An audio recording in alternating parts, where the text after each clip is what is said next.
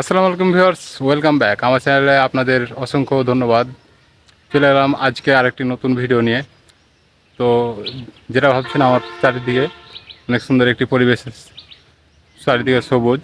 আর যে কথাটি আজকে আমরা আপনাদের সাথে শেয়ার করতে চাচ্ছি, আসলে ভালো মানুষ ভালোভাবে বসবাস করতে গেলে আপনার পিছনে অনেক, কী বলবো আর কি। তো যাই হোক, আপনারা অনেকেই বুঝতে পেরেছেন আসলে সমঝদার কেলে ইশারায় কাফিয়ে।